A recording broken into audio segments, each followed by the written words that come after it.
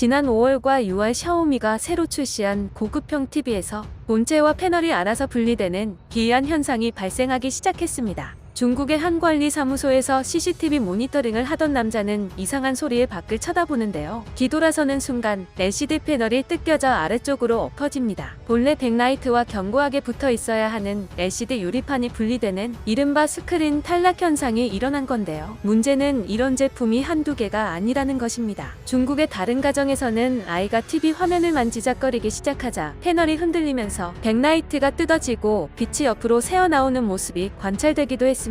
이 같은 사건이 알려지자 중국 소비자들은 이런 비싼 가격을 받고 팔면서 품질이 이 모양이냐, 2022년 되면서 샤오미 제품의 품질이 급격히 떨어지기 시작했다라는 반응을 보였습니다. 그런데 이 사건들은 한국의 LCD 사업 철수와 연관이 되는데요. 중국 디스플레이 업체 BOE는 한국의 하이디스를 인수했다가 핵심 기술만 뽑아먹고 내팽개친 기업으로 잘 알려져 있는데요. 문제가 발생한 샤오미 TV는 BOE 패널을 사용한 것으로 알려졌습니다. 샤오미는 그동안 한국산 LCD 패널만 사용해왔지만 모종의 사유로 올해부터 부품 납품처를 바꿨는데요. 삼성과 LG 한국 기업들은 2020년 LCD 사업을 모두 종료할 예정이었습니다. 그러나 보복성 소비로 수요가 늘자 샤오미, 소니 등의 TV 제조업체들의 간절한 요청에 이어져 삼성만 2022년 1분기까지 생산을 임시 연장했던 것입니다. 결국 2022년부터 메이저 TV 제조사들은 울며 겨자 먹기로 중국산 패널을 쓸 수밖에 없어졌는데요. 한국은 LCD에서 특히 고난도 기술이 요구되는 극소형과 대형 패널에서 강세를 유지해왔습니다. 그런데 중국 업체들이 한국의 빈자리를 차지하면서 이들의 부족한 기술력이 여실히 드러나기 시작한 것입니다. 보통 패널은 디스플레이 제조사에서 백라이트와 LCD 유리판을 패키징한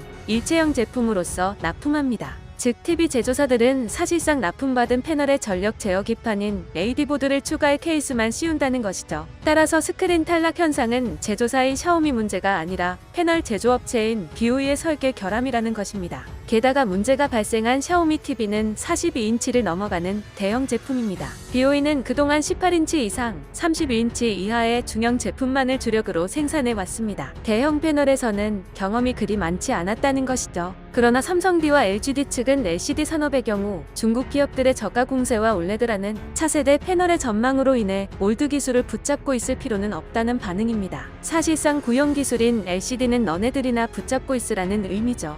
절대적인 디스플레이 기술력은 중국과 한국의 격차가 더 좁혀지기는 힘들어 보입니다. 그나마 중국 내에서 올레드 패널 기술력을 가지고 있던 BOE는 최근 수율 이슈를 감추기 위해 설계를 변경한 불량품을 애플에 납품했다가 계약을 영구적으로 해지당하는 조치를 당했습니다.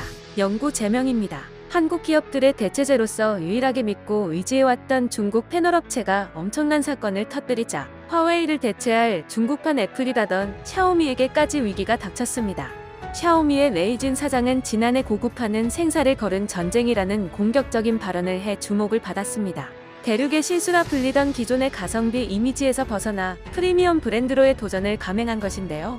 2019년 화웨이 몰락으로 인한 낙수 효과를 노렸으나 그 자리를 애플이 모조리 차지해 버린 데다 가까스로 글로벌 스마트폰 시장에서의 점유율 하락까지 이어지자 역발상을 내놓은 것입니다.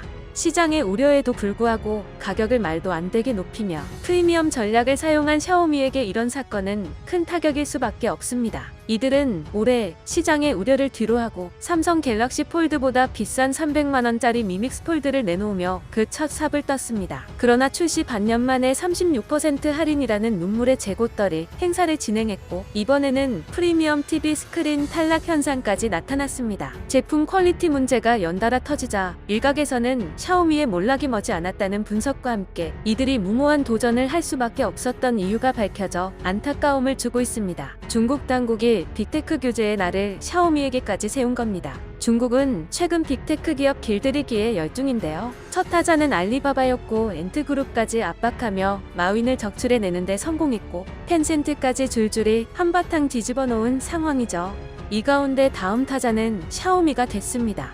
중국 세무당국은 레이존이 투자한 모든 기업들의 전수조사 압박을 시작했는데요. 레이진 회장의 경영 방식이 공동부유 원칙과 부합하지 않는다는 것을 이유로 들었습니다. 덕분에 레이진 회장의 11조 원에 달하는 투자금은 회수가 불가능한 지급 정지 상태에 놓여 공중분해될 위기에 처한 것이죠.